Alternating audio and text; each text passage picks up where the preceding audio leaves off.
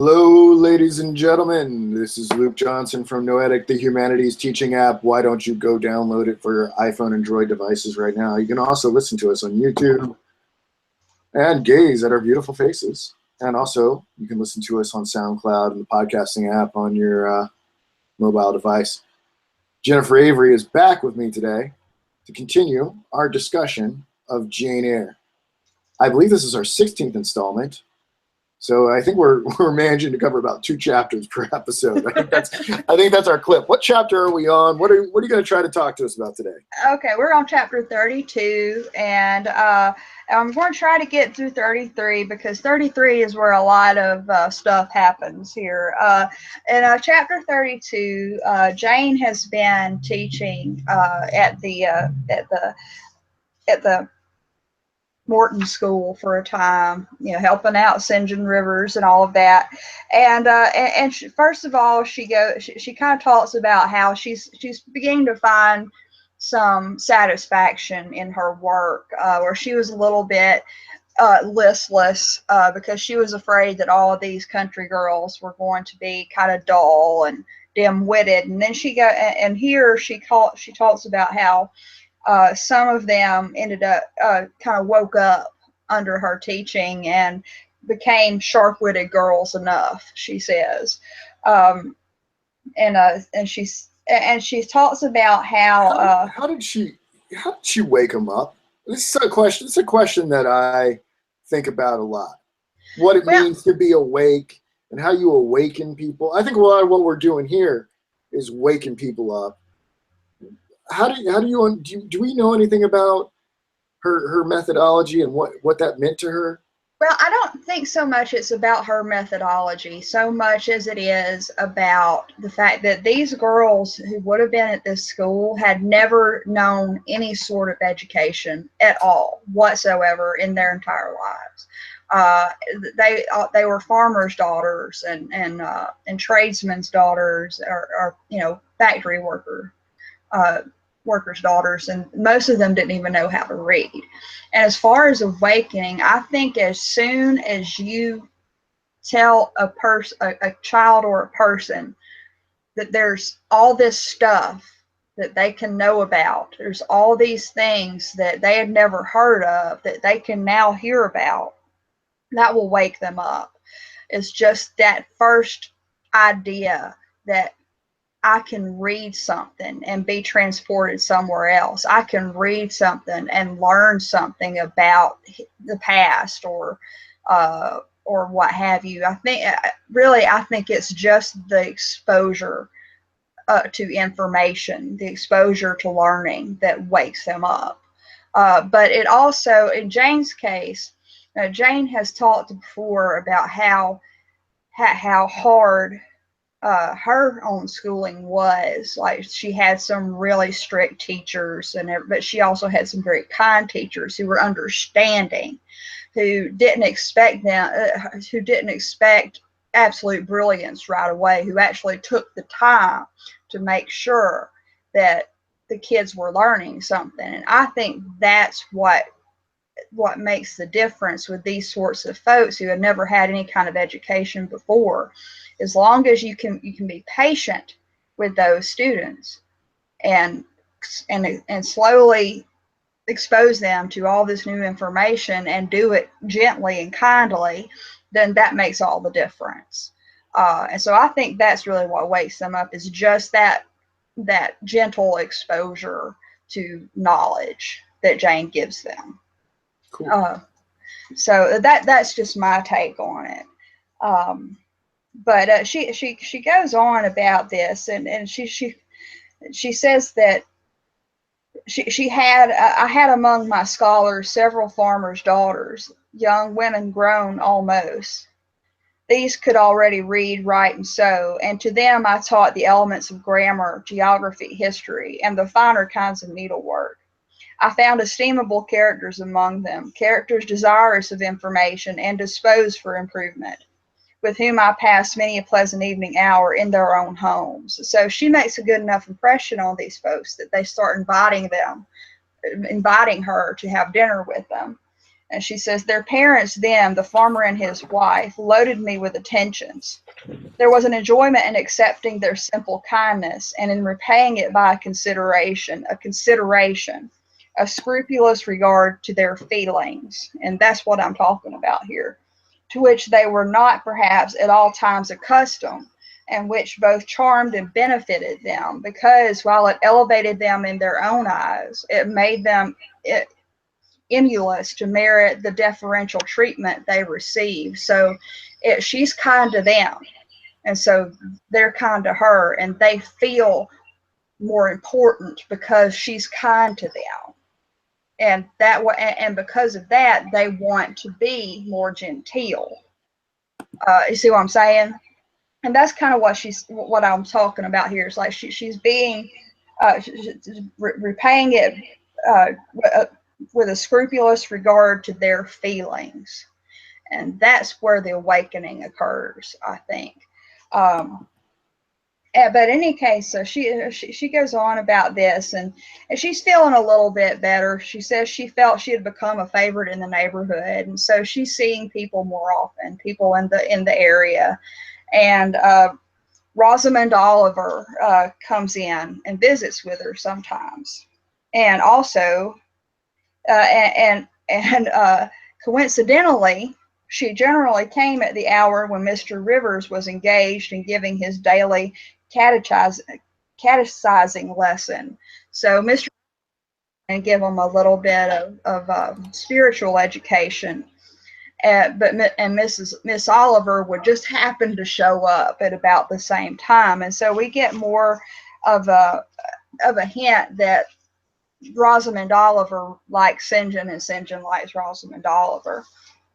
And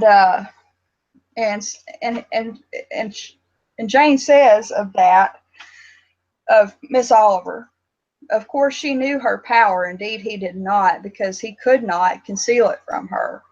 So because she's aware of her power over him, she can conceal it. Because he's not aware of his power over her, he can't conceal it, which is kind of a feminine trait. But in spite of his Christian stoicism, when she went up and addressed him and smiled gaily, encouragingly, even fondly in his face, his hand would tremble and his eye burn. He seemed to say with his sad and resolute look, if he did not say it with his lips, I love you and I know you prefer me. It is not despair of success that keeps me dumb. If I offered my heart, I believe you would accept it. But that heart is already laid on a sacred altar. The fire is arranged round it. It will soon be no more than a sacrifice consumed.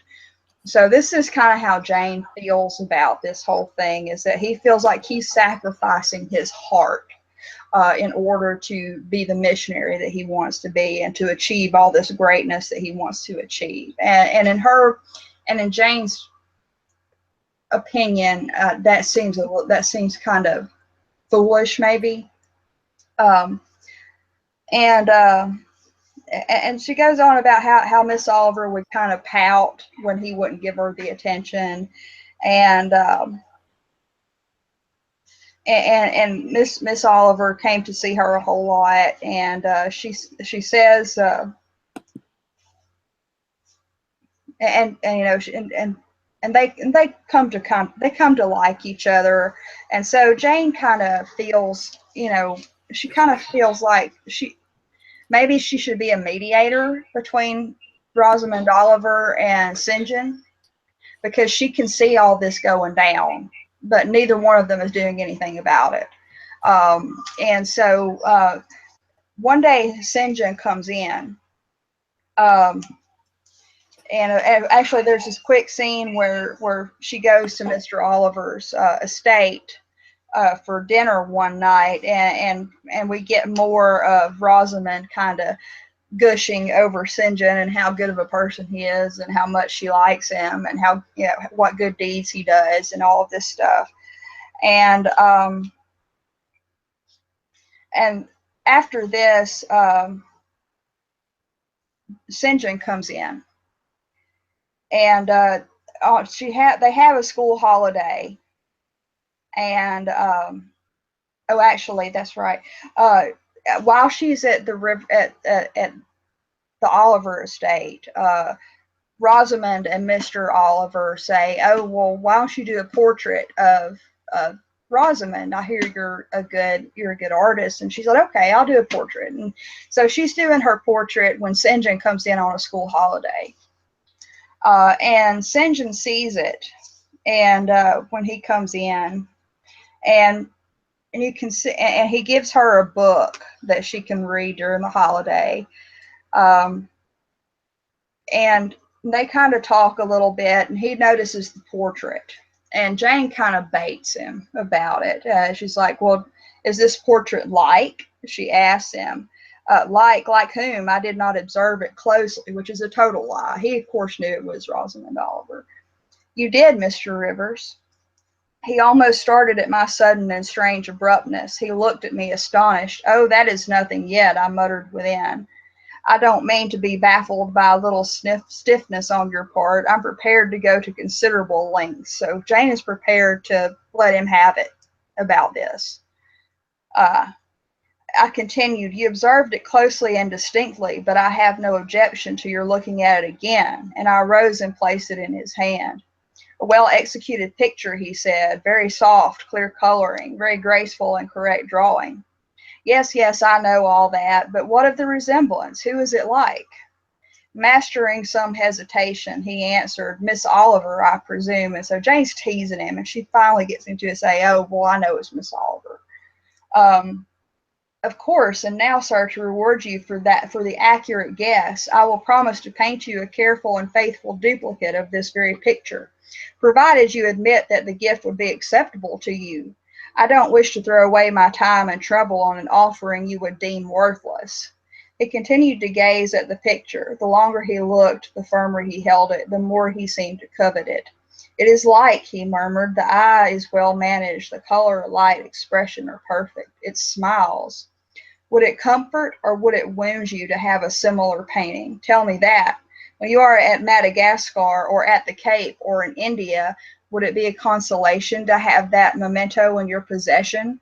Or would the sight of it bring recollections calculated to enervate and distress?" He now furtively raised his eyes and glanced at me irresolute, disturbed. He again surveyed the picture. So he's beginning to realize that he's obvious that he likes her. And he's a little bit ill at Jane for noticing it. He said, and he says that I should like to have it is certain. Whether it would be judicious or wise is another question. I mean, this dude, he ain't moving. And Jane goes on, and Jane at some point then says, "As far as I can see, it would be wiser and more judicious if you were to take to yourself the original at once." And St. John is all kind of like, he doesn't say anything. And Jane then starts to kind of try to convince him. It's like, "Look, I know she likes you, and I know you like her. Why don't you just do what you both want to do and ask this lady to marry you? And don't go to the Capes, or don't go to be a missionary. Stay here and do your good work here and make her happy and make yourself happy." Because Jane can see that, because again, the thing about St. John is his whole desire to be a missionary. At that time, first of all, there's the risk of disease.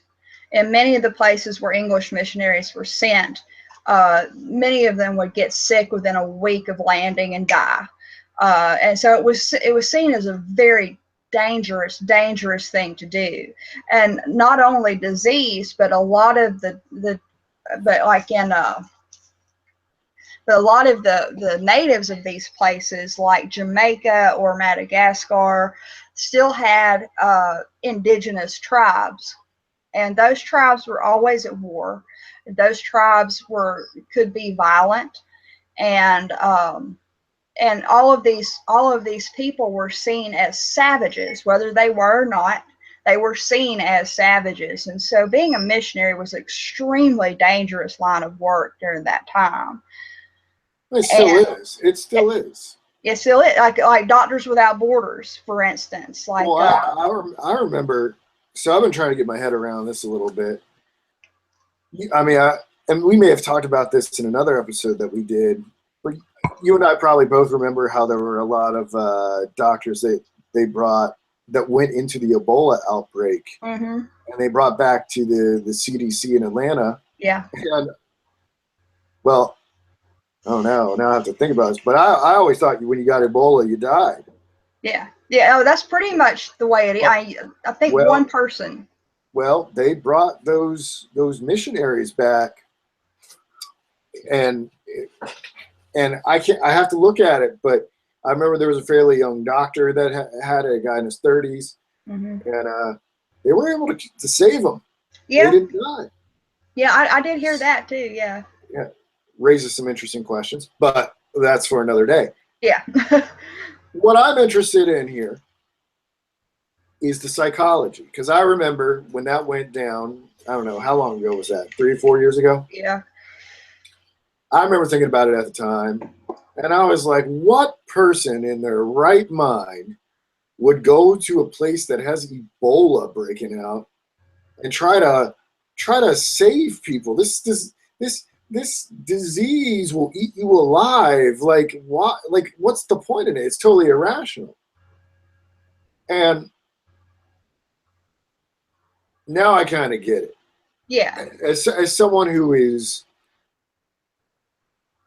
furthering and their religious development and going deeper into their spirituality, I kind of get it. There's kind of, if you really think you've tapped into this thing known as God, you kind of start to understand the mentality of some of the early apostles who allowed themselves to like get eaten by lions or to be crucified upside down. Or you kind of get it. It's actually kind of like, in a weird way, the fulfillment of the ultimate imitation of Christ, right? But what I'm curious about is, how does that connect up to where Jane and Sinchen are, right? Because we think of Jane as this moral purist, this maybe this very refined sort of Kantian thing. And we think about Sinchen as being maybe an individual that's got like this worldly ambition or whatever. There doesn't seem to be the same sort of mentality as sort of like the fanatical followers of Christ had. But I wonder if we need to rethink the mentality of the individuals that we're considering here, or we could say maybe Sinchen is, wants to be immortalized in death somehow. So if he goes on this ambitious mission trip, it's not so much that he feels like he's imitating Christ, but he will have done something heroic and will be remembered in that way. But Jane's motives are a little bit different. This is a rambling question, but how to make sense of the psychology of missionary work, which I think is a very interesting question. Do you have any profound thoughts on it, or want to say anything about it? Well, as far as people like Doctors Without Borders, that doesn't necessarily have to be a religious thing. That can just be humanitarian. True.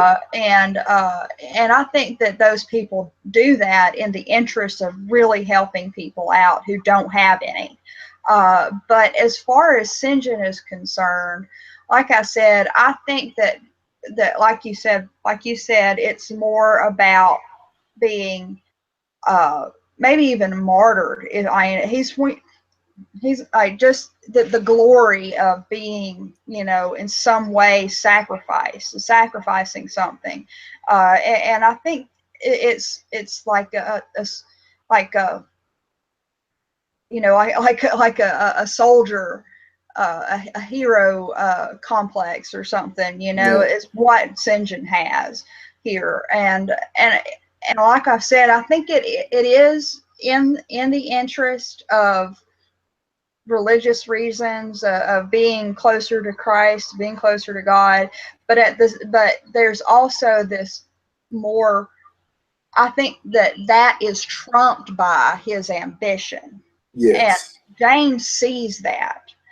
And she understood. And I think that if she thought that he really wanted to go just to help people and just to get closer to God or to Christ, then she would be okay with it. But because she can see that this is ambition, that this is a hero complex, she's trying to talk him out of it using Rosamund Oliver. And you have to remember, too, that Jane is somebody who had that kind of relationship, that kind of marriage right within her grasp, but with somebody that she really loved and who really loved her. And she had it right in her grasp, and it was taken away from her. And now she sees this happening with Rosamund Oliver and St. John Rivers, and she's like, why in the world are you letting this go? I know what it's like to have this taken away from me. Why are you taking it away from Rosamund Oliver? And I think that's part of Jane's motivation too.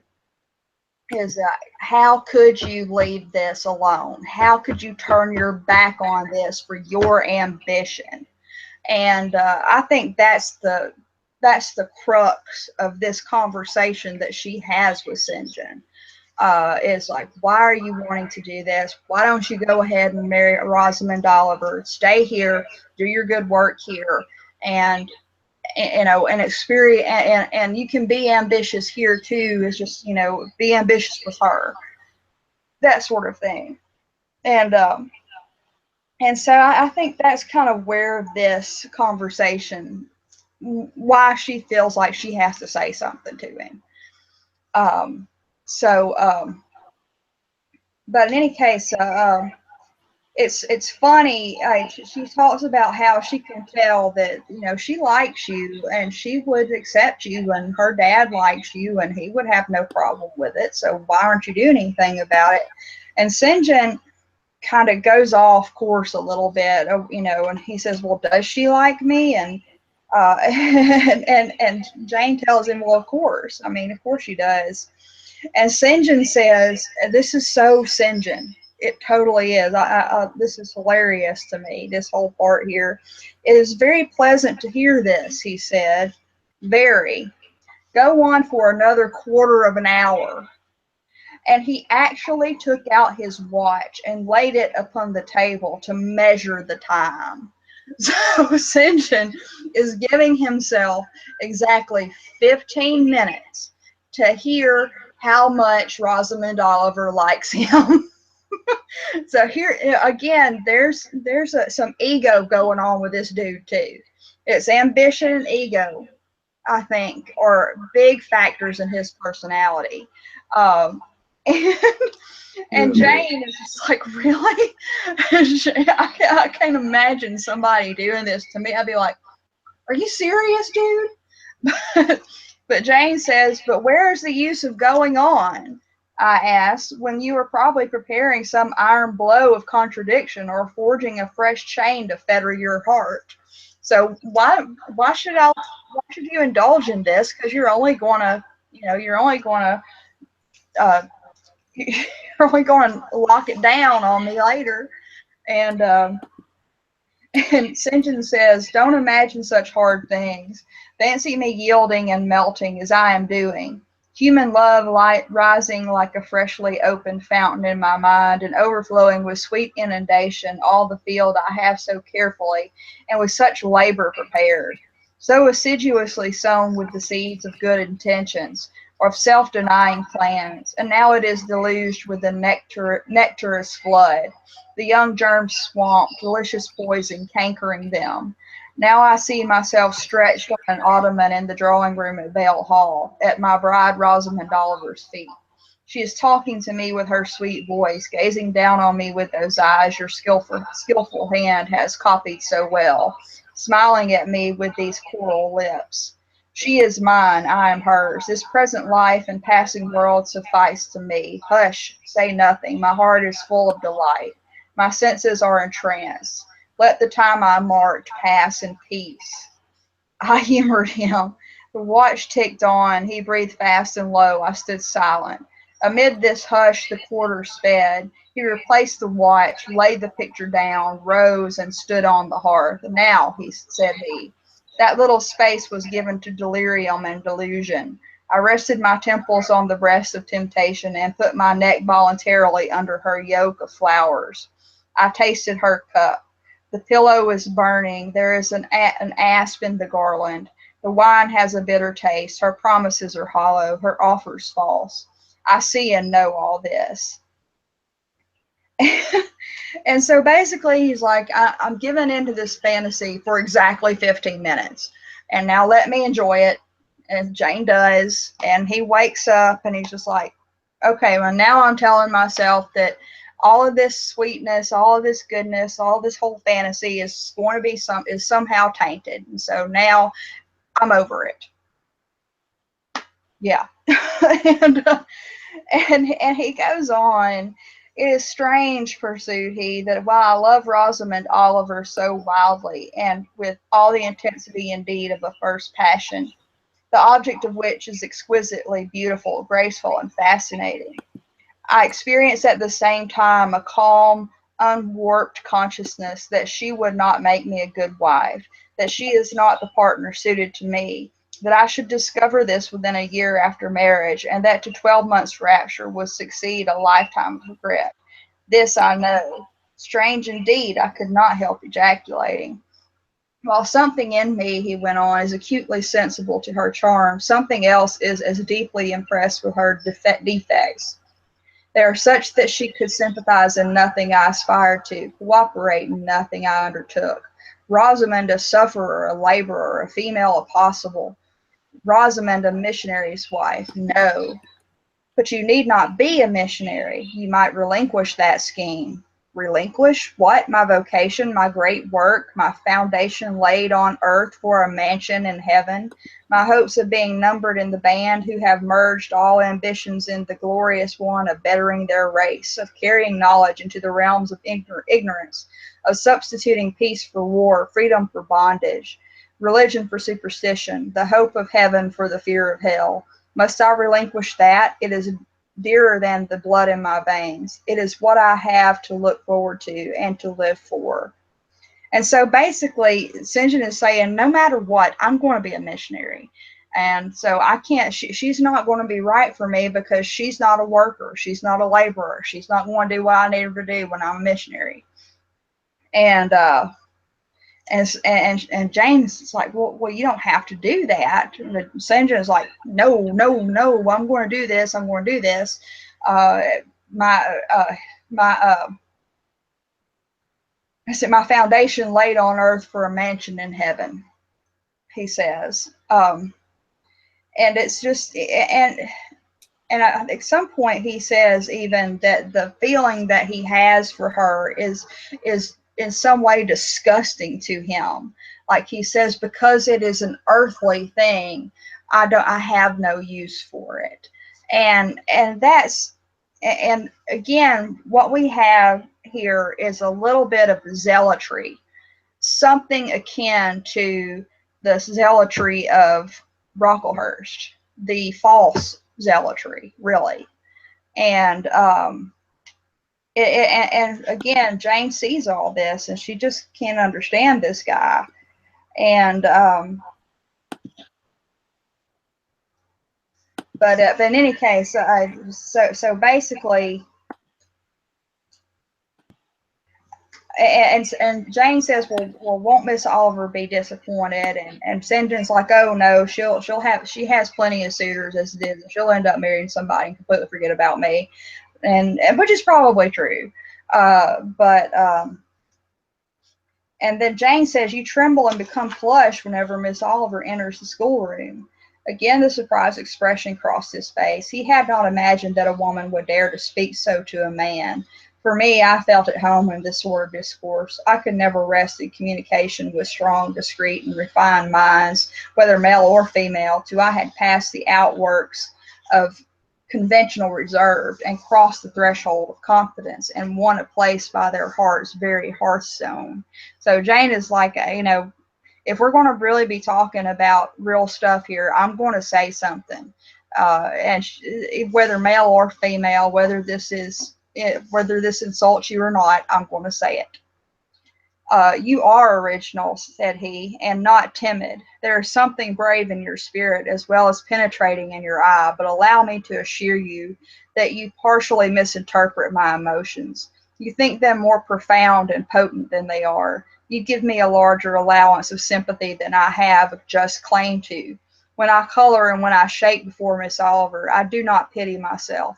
I scorn the weakness, he says. I know it is ignoble, a mere fever of the flesh, not, I declare, a convulsion of the soul.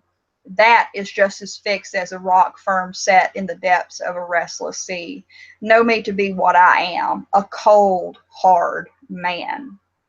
And that's absolutely true. St. John is a cold, hard man, and at least the man's aware of it. But he says, like I was saying, he basically says, I scorn the weakness. I scorn that I feel this way.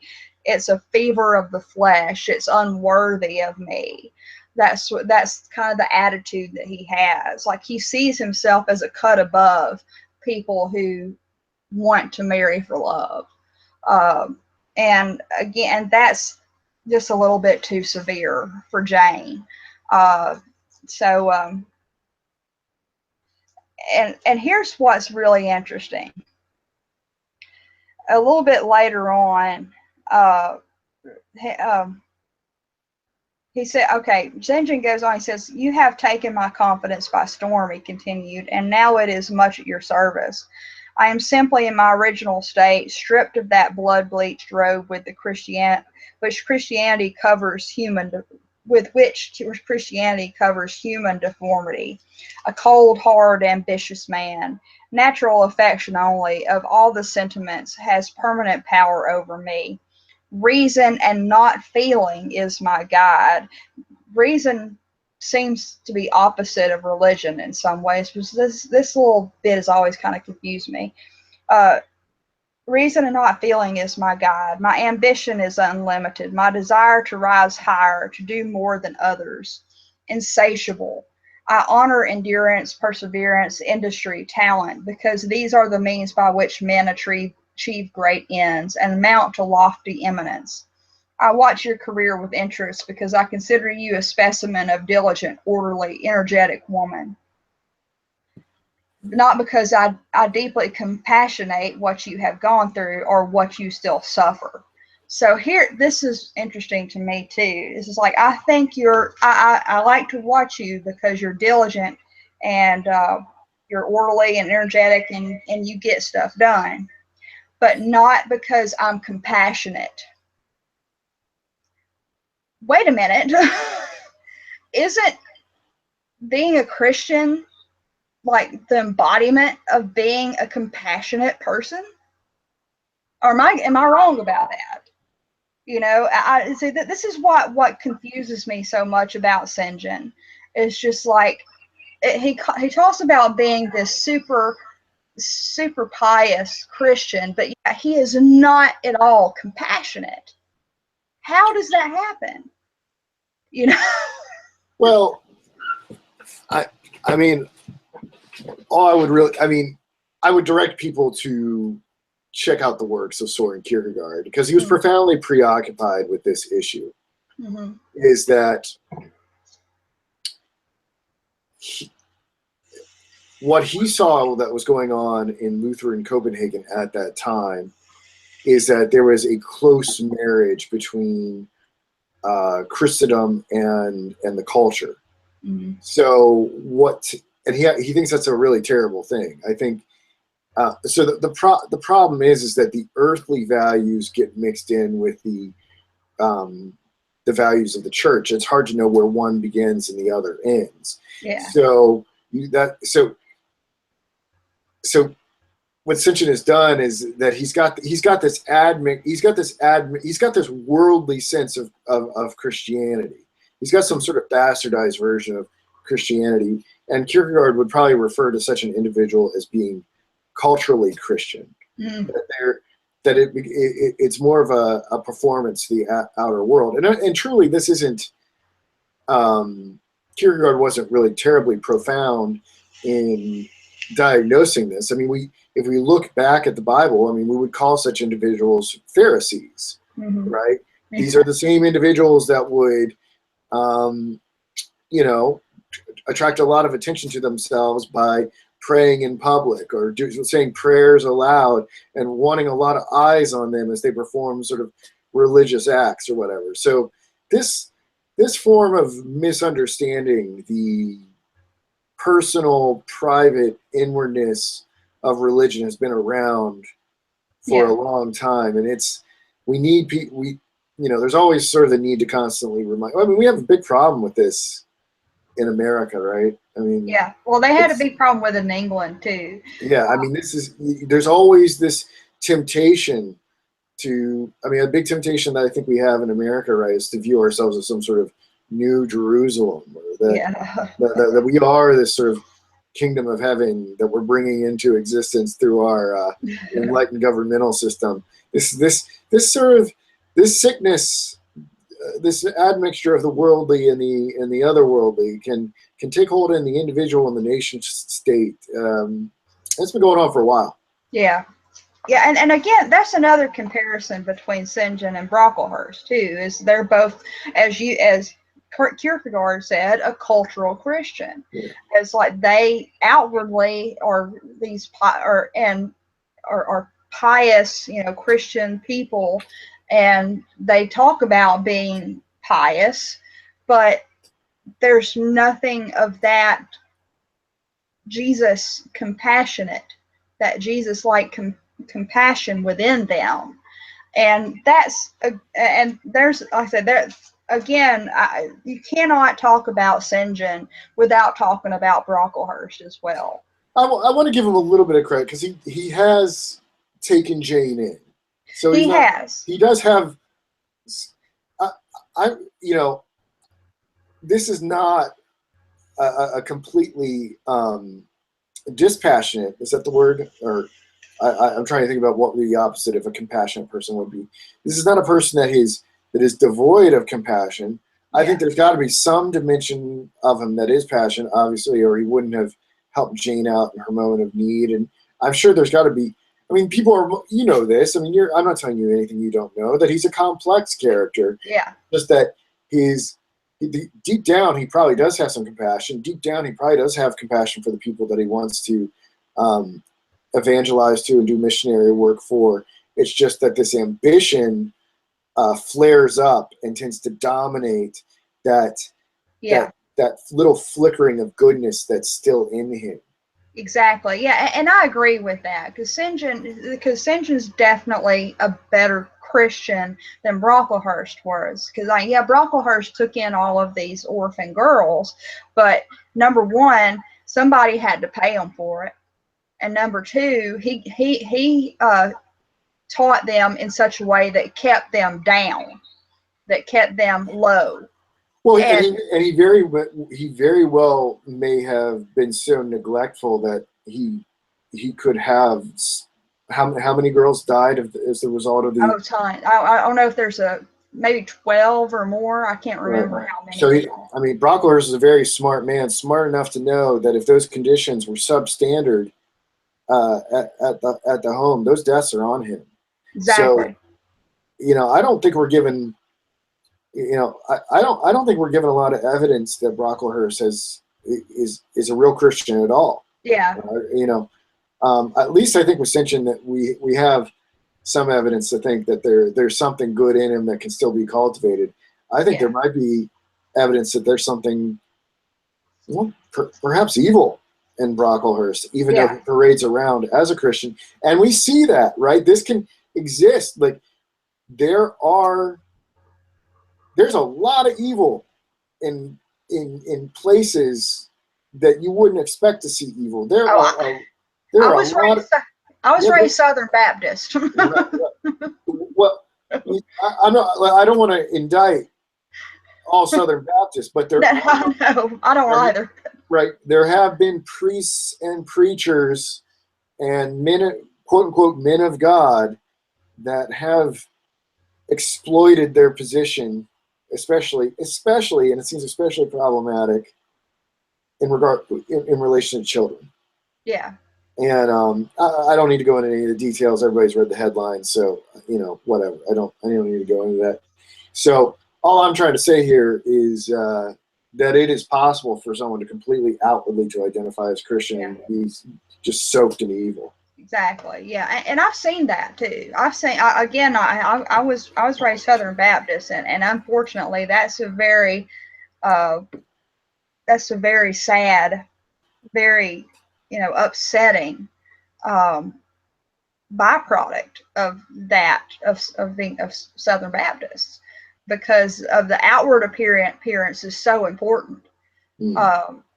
And I don't know if that's true of Catholicism or Methodist, or I really don't know. All I know is what I know. I think this temptation. There's everywhere. I would imagine this temptation is in Judaism, is in Islam, is in science, is in. Yeah. I think this is part of the human condition to always be obsessed with how you look in the eyes of the world. This is not a Southern Baptist thing alone. No, I didn't think it was, but it's just one of those things that, like, it just, it just seems so prevalent, and it is part of human nature. But as I was saying, Brocklehurst, who had all this appearance, and he may have been very, very much an evil person, whereas St. John, who took Jane in and raised her up and didn't ask for anything in return. And so that is that's a good example of how St. John is definitely a better Christian than Brocklehurst. Well, and there's a beautiful little narrative in here, right? St. John didn't expect anything in return, and Brocklehurst was expecting a wage, right? Exactly. And then and the scales of justice have a way of working things out, like. Oh yeah. That's not lost on Jane when fortune smiles upon her. Exactly. Exactly. It's not at all. But in any case, there's that more of that complexity in St. John. Okay, and here's a little bit. We're almost at the end of the chapter here.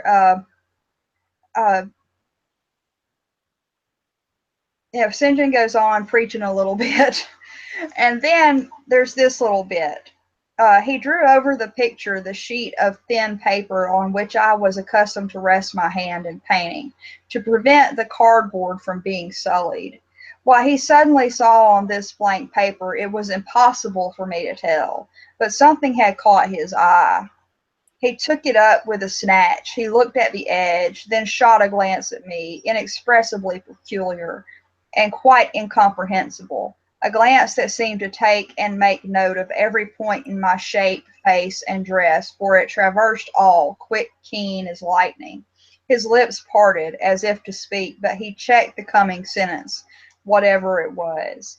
What is the matter? I asked. Nothing in the world, was the reply, and replacing the paper, I saw him dexterously tear a narrow slip from the margin.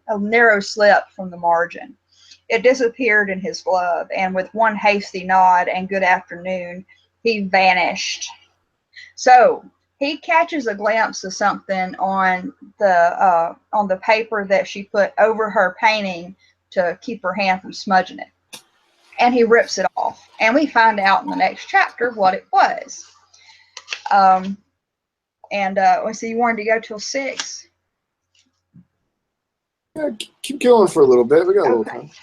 Okay, well, and that's the end of that chapter. And coming here into the next chapter,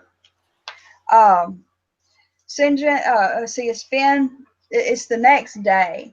And it's snowing really heavy, and there's no school. There's still no school, and so Jane kind of is reading this book of poetry and pretty happy.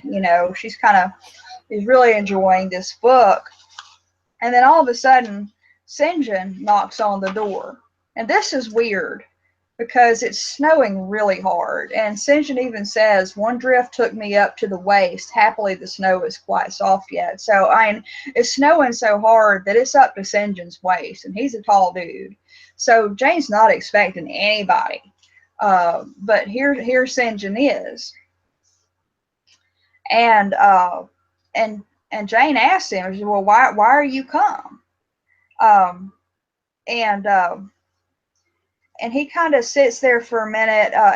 He says, rather an inhospitable question to put to a visitor, but since you ask it, I answer simply to have a little talk with you. I got tired of my mute books and empty rooms. Besides, since yesterday, I have experienced the excitement of the person to whom the tale has been half told and who is impatient to hear the sequel. And he sits down and he still doesn't say anything. And Jane actually kind of is looking at him like, man, he's acting weird. Why in the world would he come in all this snow to talk to me? And she even questions his sanity for a minute. and you know, she notices that he looks kind of worn out and kind of tired. And she says, oh, I wish Diana and Mary could come and live with you. It is too bad that you should be quite alone, and you are recklessly rash about your own health. So she's kind of indirectly saying, "Are you okay, dude?" You know. But they sit, and he sits there with her in silence for like 10 minutes, and finally she says, "Well, if you're not going to say anything, then I'm just going to keep reading, dude." And she does. She starts reading, and they have a little bit of, and she finally can't. She finally can't take the silence anymore, and so she starts a little bit of small talk about her, Diana and Mary and the sisters and everything. And then finally he comes to it. St. John says, leave your book a moment and come a little nearer the fire. Wondering, and of my wonder finding no end, I complied. Half an hour ago, he pursued, I spoke of my impatience. So they've been sitting like this for half an hour. I spoke of my impatience to hear the sequel of a tale. On reflection, I find the matter will be better managed by my assuming the narrator's part and converting you into a listener. Before commencing, it is but fair to warn you that the story will sound somewhat hackneyed in your ears, but stale details often regain a degree of freshness when they pass through new lips. For the rest, whether trite or novel, it is short. And here we go. 20 years ago, poor curate, never mind his name at this moment, fell in love with the rich man's daughter. She fell in love with him and married him against the advice of all her friends, who consequently disowned her immediately after the wedding. Before 2 years passed, the rash pair were both dead and lay quietly side by side under one slab. I have seen their grave. It formed part of the pavement of a huge churchyard surrounding the grim, soot-black old cathedral of an overgrown manufacturing town in Lancashire. They left a daughter which, at its very birth, Charity received in her lap, cold as that of the snowdrift I almost stuck fast in tonight. Charity carried the friendless thing to the house of its rich maternal relations. It was reared by an aunt-in-law called, I come to names now, Mrs. Reed of Gateshead. You start. Did you hear a noise? I dare say it is only a rat scrambling along the rafters of the adjoining schoolroom. It was a barn, but it was a barn before I had it repaired and altered, and barns are generally haunted by rats. So St. John's just playing with her now. Of course, turnabout's fair play because she plays with him sometimes too. And to proceed, Mrs. Reed kept the orphan 10 years. Whether it was happy or not with her, I cannot say, never having been told. But at the end of that time, she transferred it to a place you know, being no other than Lowood School, where you so long resided yourself. It seems her career there was very honorable. From a pupil, she became a teacher, like yourself. Really, it strikes me there are parallel points in her history and yours. She left it to be a governess. There again, your fates were analogous. She undertook the education of the ward of a certain Mr. Rochester, and so St. John's figured out who Jane is, and he says, I can guess your feelings, he said, but restrain them for a while. I have nearly finished. Hear me to the end. Of Mr. Rochester's character I know nothing, but the one fact that he professed to offer honorable marriage to this young girl, and that at the very altar she discovered he had a wife yet alive, though a lunatic.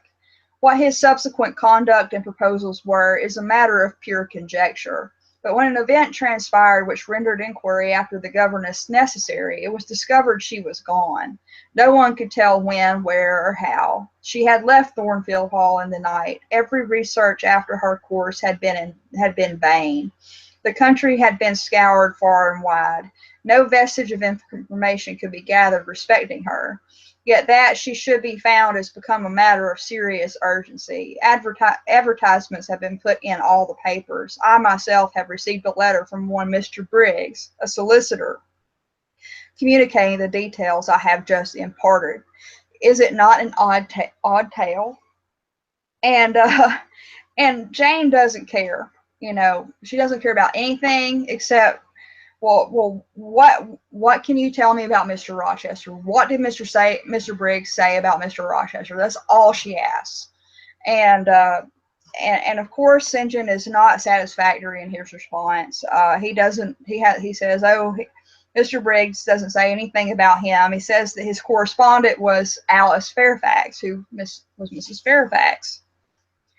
And all that Jane can think after all of this is, I felt cold and dismayed. My worst fears then were probably true. He had in all probability left England and rushed in reckless desperation to some former haunt on the continent. And what opiate for his severe sufferings, what object for his strong passions had he sought there? I dared not answer the question. Oh, my poor master, once almost my husband, whom I had often called my dear Edward. And then in the middle of all this, St. John says he must have been a bad man. And then Jane's like, you don't know him.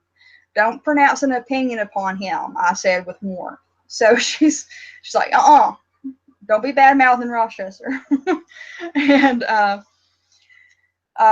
he says, very well, he answered quietly. And indeed, my head is otherwise occupied than with him. I have my tale to finish. Since you won't ask the governess's name, I must tell it of my own accord. Stay, I have it here. It is always more satisfactory to see important points written down, fairly committed to black and white. And then he opens up his wallet, basically, and there's a little slip of paper that was missing from her sheet where she had written down her name, Jane Eyre. And so that's what he was doing when he left at the end of the chapter. And he says that Briggs wrote to me of Jane Eyre. The advertisements demanded a Jane Eyre. I knew a Jane Elliot. I confess I had my suspicions, but it was only yesterday afternoon that they were at once resolved into certainty.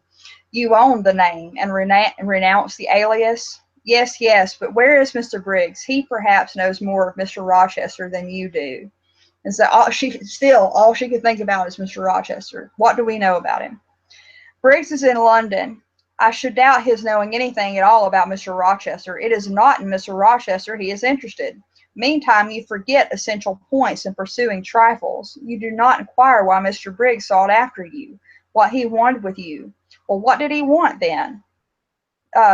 Merely to tell you that your uncle, Mr. Eyre of Madeira, is dead, that he has left you all his property, and that you are now rich. Merely that, nothing more. I'm rich, so Jane's rich, because the uncle in Madeira, who Mrs. Reed didn't tell her about, died, and finally died because remember she wrote him a letter before she got married, and that's how they found out. That's how Richard Mason found out that Rochester was about to get married to Jane, and that's what brought Briggs in the first place to challenge the wedding. And so now Mr. Briggs is giving her information about her inheritance. And all that Jane can think about this is here was a new card turned up. It is a fine thing, reader, to be lifted in a moment from indigence to wealth. A very fine thing, but not a matter one can comprehend or consequently enjoy all at once. And then there are other chances in life far more thrilling and rapture-giving. This is solid, an affair of the actual world, nothing ideal about it. All its associations are solid and sober, and its manifestations are the same. One does not jump and spring and shout hurrah at hearing one has got a fortune. One begins to consider responsibilities and to ponder business. On a base of steady satisfaction rise certain grave cares, and we contain ourselves and brood over our bliss with a solemn brow. So she's not sitting there jumping up and down and screaming hooray. She's thinking, oh man, I got a bunch of money now. What am I supposed to do with it? And she says, besides, the words legacy, bequest go side by side with the words death, funeral. My uncle, I had heard, was dead, my only relative. Ever since being made aware of his existence, I had cherished the hope of one day seeing him. Now I never should. And then this money came only to me, not to me and a rejoicing family, but to my isolated self. It was a grand boon, doubtless, and independence would be glorious. Yes, I felt that. That thought swelled my heart. And so Jane is like, well, this is some serious stuff here. but I'm sorry that my uncle's dead. I'm never going to meet him now, and the only reason I'm getting this is because he's dead. And that troubles her a little bit. And and then it finally occurs to Jane, wait a minute. It puzzled me to know why Mr. Briggs wrote to you about me, or how he knew you, or could fancy that you, living in such an out-of-the-way place, had the power to aid in my discovery. Oh, I am a clergyman, he said, and the clergy are often appealed to about odd matters. Again, the latch rattled. He's trying to leave while he's saying this. No, that does not satisfy me, I exclaimed, and indeed there was something in the hasty and unexplanatory reply which, instead of allaying, piqued my curiosity more than ever. It is a very strange piece of business, I added. I must know more about it. And St. John, being St. John, says, oh, another time. And James, being Jane, says, no, tonight. And as he turned from the door, I placed myself between it and him. He looked rather embarrassed. You certainly shall not go till you have told me all, I said. I would rather not just now. You shall, you must. I would rather Diana or Mary inform you. Of course, these objections wrought my eagerness to a climax. Gratified it must be, and that without delay, and I told him so. But I apprised you that I was a hard man, said he, difficult to persuade. And I am a hard woman, impossible to put off. And then he pursued, I am cold, no fervor infects me, whereas I am hot, and fire dissolves ice. The blaze there has thawed all the snow from your cloak. By the same token, it has streamed onto my floor and made it like a trampled street. As you hope ever to be forgiven, Mr. Rivers, the high crime and misdemeanor of spoiling a sanded kitchen. Tell me what I wish to know. So I love this little exchange. He's like, I'm cold, no fervor infects me, and Jane's like, well, I'm hot, and fire melts ice. and she finally convinces him to stay by saying, well, now the snow's melted, you're messing up my kitchen floor, so if you want to apologize for that, you better tell me what's up. And so he finally says, and then we finally get the truth. My mother's name was Eyre. She had two brothers, one a clergyman who married Miss Jane Reed of Gateshead, the other John Eyre, Esquire, merchant late of Funkel, Madeira. Funkel, I'm not sure how to pronounce that. Maybe Funkel.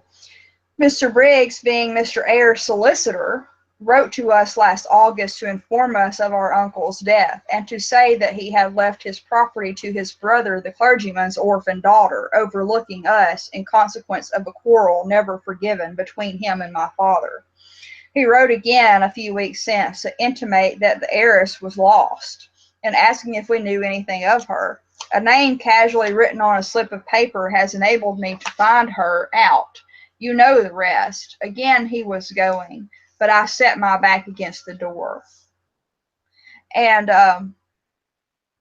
And it slowly occurs to her, wait a minute, your mother was my father's sister.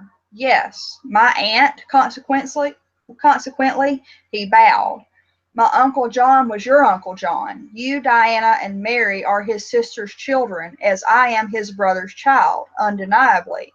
You three, then, are my cousins. Half our blood on each side flows from the same source. We are cousins, yes. I surveyed him. It seemed I had found a brother, one I could be proud of, one I could love, and two sisters whose qualities were such that when I knew them but as mere strangers, they had inspired me with genuine affection and admiration. The two girls on whom, kneeling down on the wet ground and looking through the low lattice window of Morehouse kitchen, I had gazed with so bitter a mixture of interest and despair, were my near kinswomen, and the young and stately gentleman who had found me almost dying at his threshold was my blood relation. Glorious discovery to a lonely wretch! This was wealth indeed. Wealth to the heart, a mine of pure, genial affections. This was a blessing, bright, vivid, and exhilarating, not like the ponderous gift of gold, rich and welcome enough in its way, but sobering from its weight. I now clapped my hands in sudden joy. My pulse bounded, my veins thrilled. Oh, I am glad, I exclaimed. St. John smiled. Did I not say you neglected essential points to pursue trifles? He asked. You were serious when I told you you had got a fortune, and now, for a matter of no moment, you are excited. What can you mean? It may be of no moment to you. You have sisters and don't care for a cousin, but I had nobody. And now three relations, or two if you don't choose to be counted, are born into my world full grown. I say again, I am glad. So about the money, Jane is just like, she's a little bit freaked out by the money. But then she's like, she's jumping up and down and clapping her hands and yelling, I've got family, I've got family. You got to think, if you put yourself in her place, this woman, the only family that she had was very cruel to her. And now that family is gone, except for the cousins. And they weren't exactly sweet either, even when she went back to see them, even though she helped them. And now these people, and again, this is a little bit of God in the machine to me, because this is definitely a Charlotte Bronte thing that she did, but I imagine such a thing would be possible. But these random strangers who took her in and helped her out and helped her find a new job and all of that, these people who've been so kind to her are her relatives now. And then she gets to thinking, and she says, those who have saved my life, whom till this hour I had loved barrenly, I could now benefit. They were under a yoke. I could free them. They were scattered. I could reunite them. The independence, the affluence, which was mine, might be theirs too. Were we not four? 20,000 pounds shared equally would be 5,000 each. Enough and to spare. Justice would be done, mutual happiness secured. Now the wealth did not weigh on me. Now it was not a mere bequest of coin. It was a legacy of life, hope, enjoyment. So Jane in this minute kind of like, wait a minute. If I'm related to these people and they were disinherited, and now I've inherited all this money. Part of it could be theirs, but wait a minute, all this money is mine now. And so I can now give them some of this money. And so that's what she decides to do. I mean, split among four, that's $5,000, 5,000 pounds. And during that time, at this point in history, that was a fortune. $5,000 would keep you for the rest of your life. And that's why Jane is so willing to do. Of course, she probably would have been willing to do it for less than that. But it's just like, now I can repay these people's kindness, and whatever wrong my uncle did to their father, I can now correct.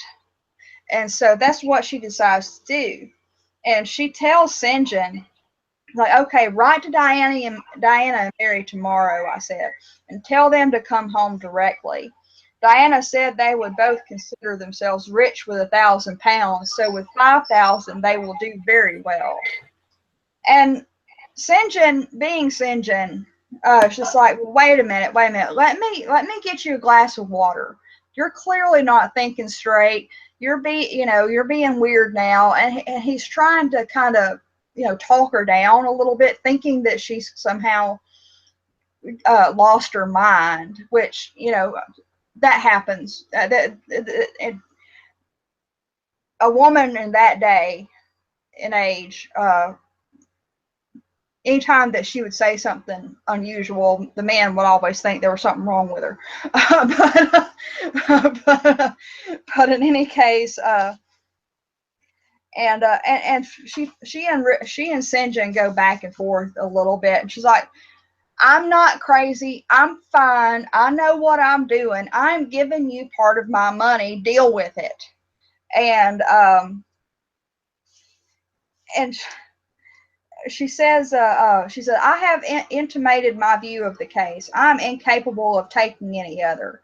I am not brutally selfish, blindly unjust, or fiendishly ungrateful. Besides, I am resolved I will have a home and connections. I like Morehouse, and I will live at Morehouse. I like Diana and Mary, and I will attach myself for life to Diana and Mary. It would please and benefit me to have £5,000. It would torment and oppress me to have 20,000, which, moreover, could never be mine in justice, though it might be in law. I abandon to you, then, what is absolutely superfluous to me. Let there be no opposition and no discussion about it. Let us agree among each other and decide the point at once. And St. John, he just won't believe her. He says, this is acting on first impulses. You must take days to consider such a matter, ere your word can be regarded as about such a man thing. Sorry. This is acting on first impulses. You must take days to consider such a matter, ere your word can be regarded as valid. All right, dude. Oh, if all you doubt is my sincerity, I am easy. You see the justice of the case. I do see a certain justice, but it is contrary to all custom. Besides, the entire fortune is your right. My uncle gained it by his own efforts. He was free to leave it to whom he would. He left it to you. After all, justice permits you to keep it, and may, with a clear conscience, consider it absolutely your own. With me, said I, it is fully as much a matter of feeling as of conscience. I must indulge my feelings. I so seldom have had opportunity of doing so. Were you to argue, object, and annoy me for a year, I could not forego the delicious pleasure of which I have caught a glimpse, that of repaying, in part, a mighty obligation and winning to myself lifelong friends. So to her, it's more important to have to have this matter between the uncles resolved, and now she can have a family of her own, which she's never had. And he said, and St. John still says, you think so now, rejoined St. John, because you do not know what it is to possess, or consequently to enjoy wealth. You cannot form a notion of the importance £20,000 would give you, of the place it would enable you to take in society, of the prospects it would open to you. You cannot. And you, I interrupted, cannot at all imagine the craving I have for fraternal and sisterly love. I never had a home. I never had brothers and sisters. I must and will have them now. You are not reluctant to admit me and own me, are you? Jane, I will be your brothers. My sisters will be your sisters, without stipulating for the sacrifice of your just rights. Brother, yes, at the distance of 1,000 leagues. Sisters, yes, slaving among strangers. I, wealthy, gorged with gold, I never earned and do not marry. Gorged with gold, I never earned and do not merit. You, penniless, famous equality and fraternization, close union, intimate attachment. So basically she's saying, wait a minute, it just wouldn't make sense. You and your sisters can't even be together because you're so poor. Your sisters are having to slave away 1,000 miles away, and you can't do what you want to do because you're so broke. Well, what does that make me if I'm sitting here with all this money that I can't do anything with? And so, you know, he kind of, you know, still St. John says, but Jane, your aspirations after family ties and domestic happiness may be realized otherwise than by the means you contemplate. You may marry. And Jay says, not nonsense again. Marry? I don't want to marry and never shall marry. That is saying too much. Such hazardous affirmations are a proof of the excitement under which you labor. Such a man. I really, you're just like, basically, you're just saying that right now because you're crazy. Whatever. And Jane's not having it though. Jane's not having it. She says, say again, you will be my brother. When you uttered the words, I was satisfied, happy. Repeat them if you can. Repeat them sincerely. I think I can. And so basically, she kind of. Well, here he says, I think I can. I know I have always loved my own sisters, and I know on what my affection for them is grounded: respect for their worth and admiration of their talents. So he only loves his sisters because he respects their worth and admires their talents, nothing else, apparently. You too have principle in mind. Your tastes and habits resemble Diana's and Mary's. Your presence is always agreeable to me. In your conversation, I have already for some time found a salutary solace. I feel I can easily and naturally make room in my heart for you as my third and youngest sister. Thank you. That contents me for tonight. Now you had better go, for if you stay longer, you will perhaps irritate me afresh by some mistrustful scruple. So Jane's not having any of this. And St. John asks, and the school, Miss Eyre, it must now be shut up, I suppose. And Jane's like, nope, I will retain my post of mistress till you get a substitute. And that seems to satisfy St. John. So we learn here that these people that Jane randomly ran into while she was destitute and hungry and tired and lost on the moor are her long lost cousins, and she has 20,000 pounds now, but she thinks that this 20,000 pounds is way too much, especially since it was denied the three cousins. And so she's like, well, why don't we divide it all? So they now we'll have 5,000 pounds apiece, and Jane has a family, and all seems to be well. Seems to be. Why doesn't the novel just end there? Well, because it's not about Jane and St. John and the Rivers. It's about Jane and Mr. Rochester. This is where it's going to get really crazy next week when we pick this up. Because if I can recall correctly, we've been at this. Doesn't she like hear like a voice calling her through and like, Jane, come back. What is that? Refresh my memory. What happens there? It's just her name 3 times in a row, and this is all in the midst of St. John being St. John, really, because we kind of gotten to know St. John now, and kind of know that, as his sisters say, is inexorable as death. Which is actually the perfect description for him, because I even in the way that he dealt with Jane and her giving 5,000 pounds of her fortune to him, he's just like, you're crazy. You're not thinking about this. You're going to change your mind, and being such a man about it. No offense. I was going to say, did I piss you off before we started this session today? No, just as a woman That has happened to me too many times. I know. I'm not taking it personally. Yeah.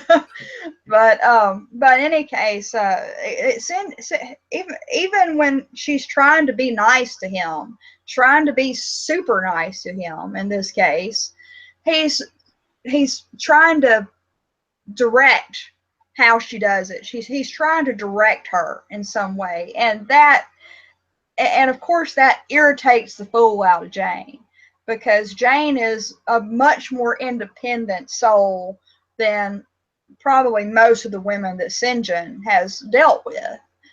And so she's going, and Jane, again being Jane, it's just that just irritates her, and she's just like, I'm not changing my mind.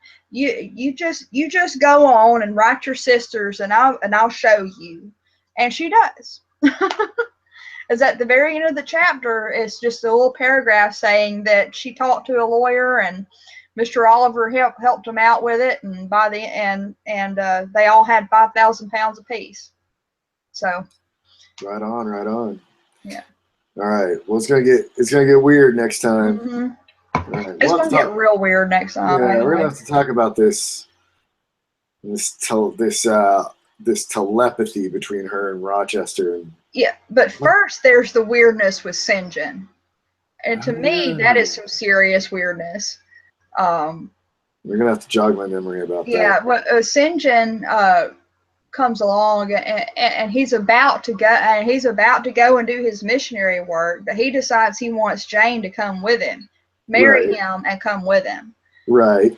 And given what we know about Jane and what we know about St. John, how in the world is that going to work? But St. John is convinced that it's the right thing. I'm probably gonna do some research on that telepathy thing, though. Yeah. I want to look into that telepathy thing. Life is weird, man. Yeah, it is. I mean, it's weird that Simpson must have just married and all that stuff, but telepathy is weird. Yeah, they're both weird. But pretty weird. See if oh man. All right, I'll leave it at that. Hey, thank you, Jennifer. You're welcome. I appreciate this time to talk about books and to wear this microphone headset thing. It makes me feel very professional. Mm-hmm. And I want to thank everyone for listening and downloading the app and downloading this episode. All right. I'll talk to you soon, okay? See yas.